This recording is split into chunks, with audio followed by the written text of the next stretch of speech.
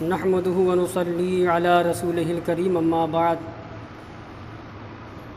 فقد قال الله تبارك وتعالى في القرآن المجيد والفرقان الحميد اعوذ بالله من الشيطان الرجيم بسم الله الرحمن الرحيم وتلك حجتنا آتيناها إبراهيم على قومه نرفع درجات من نشاء إن ربك حكيم عليم ووهبنا له إسحاق ويعقوب كلا هدينا ونوحا هدينا من قبل ومن ذريته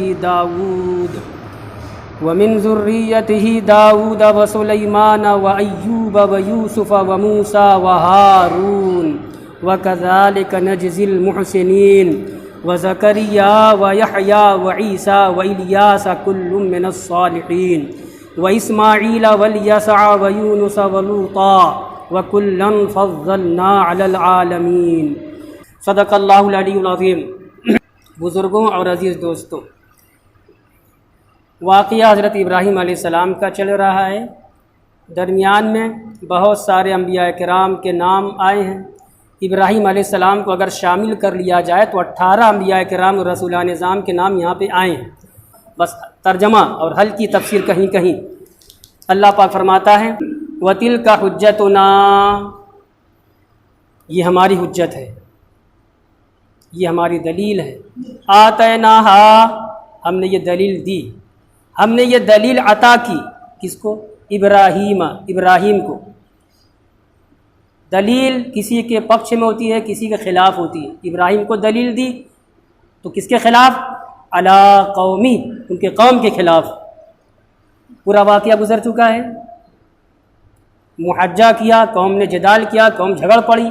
کس کے بارے میں؟ کون سا معاملہ تھا؟ اللہ کی وحدانیت کے بارے میں۔ تو کس طریقے سے حضرت ابراہیم علیہ السلام نے ان کو لاجواب کیا تھا، پورا واقعہ تفسیر میں بھی گزرا ہے، قرآن میں کچھ ہے، تفسیر میں اس کی تفصیل ہے نا۔ قوم لاجواب ہو گئی۔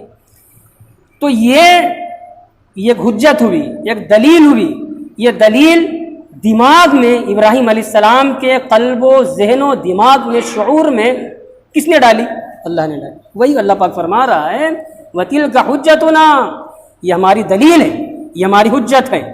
آتَيْنَاهَا، یہ دلیل ہم نے دی ابراہیم کو، علی قومہ، اس کی قوم کے خلاف۔ آگے نرفع درجات من نشاء، جس کو ہم چاہتے ہیں درجوں بلند کر دیتے ہیں۔ جس کو چاہتے ہیں، اللہ پاک فرماتا ہے جس کو ہم چاہتے ہیں اس کو درجوں بلند کر دیتے ہیں۔ آیت کا ترجمہ ہو گیا۔ تفسیر بڑی مختصر میں ہے، بڑی اچھی ہے۔ اللہ پاک کیسے بلند کرتا ہے جس کو چاہتا ہے؟ کہتے ہیں عقل سلیم دے کر کے، شعور دے کر کے، علم دے کر کے، فقاہت، سمجھ، دینی معلومات کی سمجھ دے کر کے۔ یہ تفسیر ہو گئی۔ نرفع درجات من نشاء، اللہ پاک فرماتا ہے جس کو ہم چاہتے ہیں درجوں بلند کر دیتے ہیں۔ آگے ان ربک حکیم علیم، بے شک واقعی تمہارا رب، اے مخاطب تمہارا رب، ابراہیم تمہارا رب، واقعہ ان کے چل رہا ہے اور نازل ہو رہا ہے محمد رسول اللہ پر، تو مخاطب اول تمہارا رب۔ اب نبی کے واسطے سے، رسول کے واسطے سے پوری انسانیت، تو اے مخاطب تیرا رب کیا ہے؟ حکیم، بڑی حکمت والا ہے، علیم، خوب جاننے والا ہے۔ اس کی حکمت سے بڑھ کر کسی کے پاس حکمت نہیں، اس کے علم سے بڑھ کر کسی کے پاس علم نہیں۔ علم دینے والا وہی ہے، اور حکمت اور شعور، سمجھ سب دینے والا وہی ہے۔ تو وہ کیا ہے؟ سب سے اعلیٰ ہے، سب سے فائق ہے۔ بے شک تیرا رب بڑی حکمت والا، خوب جاننے والا ہے۔ آگے وَوَهَبْنَا لَهُ إِسْحَاقَ وَيَعْقُوبَ، سنیے غور سے ترجمہ تیزی سے۔ اللہ پاک فرماتا ہے اور ہم نے ہبہ کر دیا، ہم نے دیا لہو، اس کو، کس کو؟ ابراہیم کو، اسحاق و یعقوب، اسحاق اور یعقوب۔ اسحاق کو اسحاق کی صورت میں، اسحاق کی شکل و صورت میں دے دیا ابراہیم کو، کیا؟ بیٹا۔ اور یعقوب کس شکل و صورت میں دے دیا ابراہیم کو، کیا بنا کر کے؟ پوتا۔ اسحاق حضرت ابراہیم کے بیٹے، یعقوب ابراہیم علیہ السلام کے پوتے. اللہ پاک فرماتا ہے کہ ہم نے ابراہیم کو اسحاق اور یعقوب عطا کیا.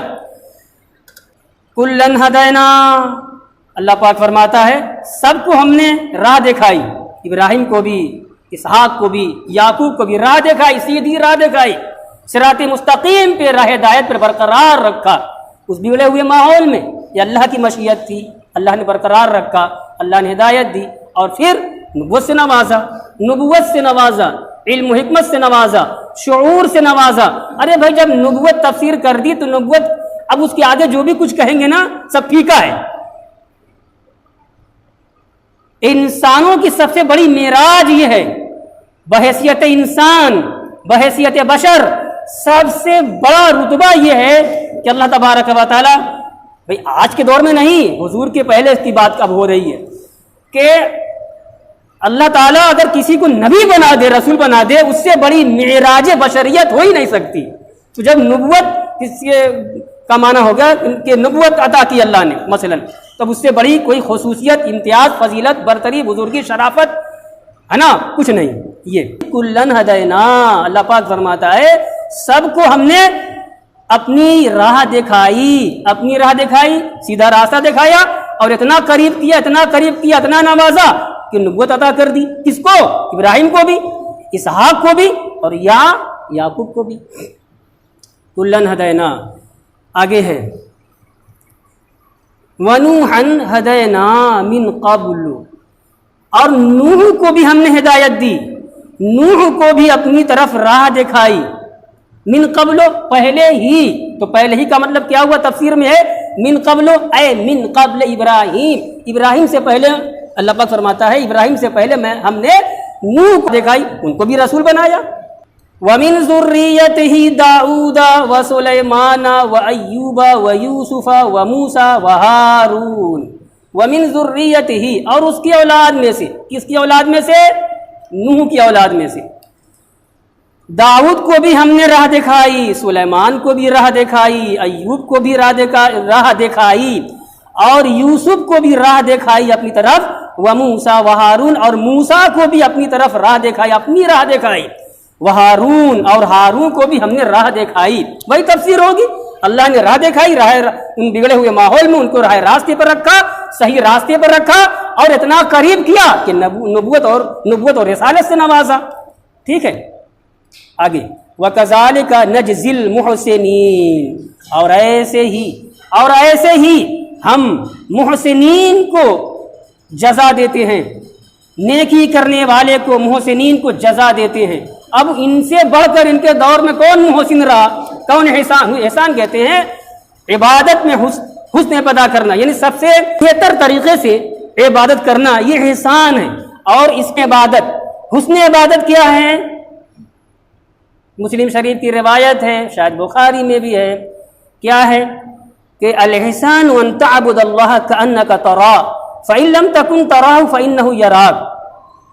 حسن عبادت یہ ہے، احسان یہ ہے کہ تم اللہ کی عبادت اس طریقے سے کرو گویا تم اللہ کو دیکھ رہے ہو. کتنا اونچا مقام ہے، کتنا اونچا مقام ہے. اور عام مسلمان ہم لوگ تو سوچتے ہیں، حیرت ہوتی ہے نا، لیکن جو لوگ اللہ کے قریب ہو گئے اور مقربین بارگاہ الہی میں سب سے بڑے مقرب انبیاء کرام رسولان اعظم، ان کے بعد بھائی ان پر ایمان لانے والے خاص طریقے سے جو حواریین عیسیٰ ہیں، اصحاب محمد رسول اللہ ہیں اور اولیاء امت محمدیہ ہیں، یہ کیا ہیں؟ یہ محسنین لوگ ہیں. ان کی عبادت ایسے ہوتی تھی، اللہ کا دیدار کرتے تھے اپنی عبادتوں میں. اور حضور فرماتے ہیں ایک مومن کی شان یہی ہے، حسن عبادت یہی ہے کہ تم اللہ کی عبادت کرو، نماز پڑھو، روزہ رکھو، حج کرو، زکوٰۃ دو، کوئی سے بھی بڑی سے بڑی عبادت کرو یا ادنا سے چھوٹی سے چھوٹی عبادت کرو. تمہاری عبادت کے درمیان تمہارا دل گویا کہ خدا کا دیدار کر رہا ہے. اب ہم اگر سوچیں گے، ایک عام مسلمان سوچے گا اللہ اللہ اللہ کیسا ہوگا، پھر اللہ تو ایسا ہوگا نہیں، یہ تو تصور ہی میں نہیں لانا ہے. اللہ ہے کیا؟ اللہ قرآن کہتا ہے، قرآن صاف کہہ رہا ہے اللہ نور السماوات والارض. اے عام انسان، تو اپنی ذات پر اللہ کو قیاس مت کر، کسی مخلوق پر اللہ کے منظر کو مت سوچ اپنے دل میں کہ جس طریقے سے ہماری ہائٹ ہے، ہمارا بدن ہے، ہم بولتے ہیں تو زبان ہے، ہمارا چہرہ ہے، آنکھ ہے، کان ہے، ناک ہے، ہاتھ ہے، پیر ہے، پورا باڈی ہے، صحیح اللہ بھی کوئی نہیں، یہ سوچنا بھی نہیں ہے ورنہ گمراہ ہو جاؤ گے۔ پھر ہے کیا؟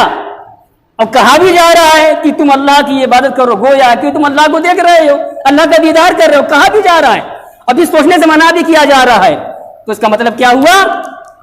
قرآن نے کہہ دیا، دونوں کی بات بتلا دی۔ پھر اللہ ہے کیا؟ اللہ نور السماوات والارض، اللہ آسمان و زمین کا نور ہے۔ نور کو کوئی جسم نہیں ہوتا، نور ہے، پھیل جائے گا، اسی لیے خدا ہر جگہ موجود ہے، خدا آسمان پر بھی، خدا زمین میں بھی ہے، ہمیں نظر نہیں آئے گا، سمجھ گئے؟ تو بات نکلی حسن عبادت پر، وَكَذَلِكَ نَجْزِي الْمُحْسِنِينَ، اور ایسے ہی قرآن کہتا ہے، اور یوں ہی ایسے ہی ہم محسنین کو جزا دیتے ہیں۔ تو یہ محسنین تھے اپنے دور کے، ہم نے جزا دی، اپنا مقرب بنا لیا، اور جب مقرب بنایا تو پھر ہر فضیلت سے نوازا، اور سب سے بڑی جو فضیلت ہو سکتی ہے باعثیت انسان، اس فضیلت سے بھی نواز دیا، رتبے سے بھی، منزلت سے بھی، وہ کیا؟ نبی بنا دیا، رسول بنا دیا۔ وَزَكَرِيَّا وَيَحْيَا وَعِيسَا وَإِلْيَاسَ كُلٌّ مِّنَ الصَّالِحِينَ، اور زکریا کو بھی ہم نے اپنی طرف راہ دکھائی، مقرب بنایا، ان کو ہدایت دی، راہ دکھائی۔ وَيَحْيَا، اور یحییٰ کو بھی، وَعِیسَا، اور عیسیٰ کو بھی، وَإِلْيَاسَ، اور الیاس کو بھی، كُلٌّ مِّنَ الصَّالِحِينَ، یہ سب کے سب صالحین میں تھے، جو اسماء اللہ پاک فرما رہا ہے، جو میں نام لے رہا ہوں اپنے جن بندوں کا، یہ سب نیکوکار تھے، صالحین میں تھے، نیکیاں کرنے والے تھے۔ اب پھر سمجھ لیجئے، نیکی ہے، کوئی کرے اللہ کی بارگاہ میں قبول ہے۔ تو نبی اور رسول سے بڑھ کر کون جو ہے صالح ہو سکتا ہے، نیکوکار ہو سکتا ہے؟ نہیں، ٹھیک ہے۔ یہ آگے وَإِسْمَاعِيلَ، آیت بدل رہی ہے مگر نام لیا جا رہا ہے، اور وہی عنوان ہے، وَإِسْمَاعِيلَ وَالْيَسَعَ وَيُونُسَ وَلُوطًا، اور اسماعیل کو ہم نے راہ دکھائی، وَالْيَسَعَ، اور یسع کو، وَيُونُسَ، اور یونس کو، وَلُوطًا، اور لوط کو، وَكُلًّا فَضَّلْنَا عَلَى الْعَالَمِينَ، اور سب کو، جتنا نام میں نے لیا، اللہ پاک فرماتا ہے جو میں نے نام لیا اپنے جن بندوں کا، سبوں کو ہم نے فضیلت دی، علی العالمین، عالمین پر فضیلت دی، دنیا والوں پر فضیلت دی۔ فوراً اعتراض ہو جائے گا، ہو گیا اعتراض، کیا مطلب ہوا؟ ترجمہ سنا آپ نے؟ قرآن کہتا ہے وَكُلًّا فَضَّلْنَا عَلَى الْعَالَمِينَ، جو نام یہاں آپ نے سنا آیت میں، لفظ محمد آیا ہے صلی اللہ علیہ وسلم، آیا ہے؟ نہیں آیا ہے، نہیں آیا ہے۔ حضور محمد رسول اللہ کا نام یہاں نہیں آیا ہے، بہت سے انبیاء کرام کا نہیں آیا، 18 ہی تو نام آیا ہے۔ تو قرآن کہہ رہا ہے وَكُلًّا فَضَّلْنَا عَلَى الْعَالَمِينَ، اور یہاں پہ جتنے نام ذکر ہوئے ہیں سب کو ہم نے کیا کیا؟ اللہ پاک فرماتا ہے فضیلت دی، فضلنا، ہم نے فضیلت دی، فوقیت دی، فضیلت دی، علی العالمین، عالمین پر۔ اعتراض کیا ہوا؟ جب سارے عالم پر فضیلت ہو گئی تو حضور محمد رسول اللہ پر فضیلت ہو گئی، اور ایسا ہے نہیں۔ ہاں، تو جواب کیا ہوگا؟ بھائی جواب یہ آیت کا آیت ہی سے ہوگا کہ یہاں جو قرآن کہہ رہا ہے کہ ہم نے فضیلت دی دنیا والوں پر، عالم پر، تو سارا عالم مراد نہیں ہے، العالمین پر یہ الف لام جنس کا نہیں ہے، یہ الف لام جنس کا نہیں کا مطلب ہوا سب عالم مراد نہیں ہے، تو پھر کون سا عالم مراد ہے؟ کہتے ہیں العالمین پر جو الف لام ہے یہ الف لام عہدی ہے۔ کیا مطلب ہوا؟ ذہن میں جو مراد ہے عالم بس وہی ہے، وہ کیا ہے؟ ابراہیم اپنے زمانے والے کے لیے، یہ مطلب ہوا۔ نوح اپنے زمانے والے پر فضیلت دیے گئے، سمجھ رہے ہیں نا بات؟ ترجمہ سمجھ رہے ہیں؟ تفسیر۔ اور نوح، اسماعیل، اسحاق، یعقوب، جتنے بھی انبیاء کرام آئے سب کو اللہ نے فضیلت دی، مگر یہ مطلب نہیں ہے کہ اس زمانے سے لے کر قیامت تک آنے والے زمانے تک، نہیں، بس انہی کے زمانے والوں کو ان کو فضیلت دی، وہ اپنے زمانے میں سب سے بڑے فاضل تھے، فضیلت والے تھے، ان کے زمانے میں کوئی بھی فرد بشر ان سے زیادہ فضیلت والا نہیں تھا، یہ مطلب ہے۔ داؤد آئے لفظ، چلو بھائی کہاں سے چلوں؟ پیچھے سے اسحاق نام بتلا دیا کہ ابراہیم کے بیٹے ہیں، یعقوب اسحاق کے بیٹے ہیں، یعنی پوتے ابراہیم علیہ السلام کے۔ آگے زکریا لفظ آیا، زکریا یہ کن کے بیٹے تھے؟ کہتے ہیں زکریا بن اذن، الف ہے، زال نو ہے، اذن۔ چلیے یحییٰ ہیں، اور یحییٰ کے ابا کا نام زکریا، تو زکریا کے بیٹے یحییٰ ہیں۔ اور کون آیا ہے؟ عیسیٰ سب جانتے ہیں، ہمارا عقیدہ ہے کوئی باپ نہیں، عیسیٰ علیہ السلام کا کوئی باپ نہیں ہے، صرف ماں ہے حضرت مریم، ٹھیک ہے۔ عیسیٰ لکھا تو ہوا ہے، ہوا ابن مریم، مریم کے بیٹے، ابا نہیں ہے۔ یہ بھی اختصاص ہے، یہ بھی ایک اختصاص ہے، آدم سے لے کر حضور محمد رسول اللہ تک، اور آپ کے بعد 1400 سال 1450 سال کا زمانہ ہو گیا، اور قیامت پتہ نہیں کب آئے گی، اللہ بہتر جانے۔ یہ اربوں خربوں کئی خربوں جو انسان آئے، کسی کو اختصاص ہی نہیں جو حضرت عیسیٰ علیہ السلام کو مل گیا، بغیر باپ کے پیدا کیے گئے۔ کتنا بڑا اختصاص ہے، صرف ماں ہے۔ اچھا عیسیٰ ہو گئے، وإلیاس، الیاس کا تفسیر ہے وَاخْتَلَفُوا فِيهِ، علماء اسلام نے مفسرین حضرات نے اختلاف کیا ہے کہ الیاس کون نبی ہے۔ قال ابن مسعود، مشہور صحابی رسول عبداللہ بن مسعود نے کہا رضی اللہ تعالیٰ عنہ، ہوا ادریس علیہ السلام، ڈبل نام ہوگا تو ادریس علیہ السلام ہی کا ایک نام کیا ہوا، الیاس ہوا۔ ان کی تفسیر ہے، ٹھیک ہے۔ اچھا آگے اور وضاحت ہے، جیسے کہ یعقوب اور اسرائیل، حضرت یعقوب علیہ السلام کا نام یعقوب بھی ہے اور اسرائیل بھی ہے، اور دونوں قرآن میں آیا ہے، آدمی وہی ہے، نام دو ہے، ہوتا ہے اسرائیل، الا ما حرم اسرائیل ولا نفسی، مگر وہ کھانا جو اسرائیل نے اپنے اوپر حرام کر لیا تھا، یعنی یعقوب علیہ السلام نے، تو ان کا نام ڈبل ہے، یعقوب بھی نام ہے اور اسرائیل بھی۔ یہ کون کہہ رہا ہے، کس کی تفسیر ہے؟ حضرت عبداللہ بن مسعود رضی اللہ تعالیٰ عنہ کی، ٹھیک، ان کا اپنا قول ہوا، کہتے وصحیح ہو۔ امام بغوی رحمۃ اللہ علیہ کہہ رہے ہیں وصحیح ہو، اور صحیح ترین قول تفسیر میں یہاں پہ یہ ہے کہ یہ الیاس دوسرے نبی ہیں اور ادریس دوسرے نبی ہیں، جیسا کہ ہم جانتے ہیں، مشہور ہے یہ، سمجھ گئے آپ۔ اس کے بعد کون آئے ہیں؟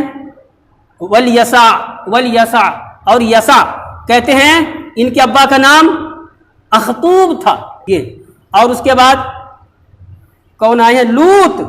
لوط کے والد کا نام ہاران تھا، چھوٹی ہاران، لوط بن ہاران۔ وَكُلًّا فَضَّلْنَا عَلَى الْعَالَمِينَ، جو میں نے تفسیر کی انہوں نے بتلائی، اے عالمی زمانہم، سب کو ہم نے فضیلت دی، یعنی ان کے زمانے والوں پر، بقیہ بعد میں آنے والے زمانے پر نہیں، ورنہ اعتراض ہو جائے گا، حضور محمد رسول اللہ کے اس کے زمانے پر بھی ان کو فضیلت حاصل ہے۔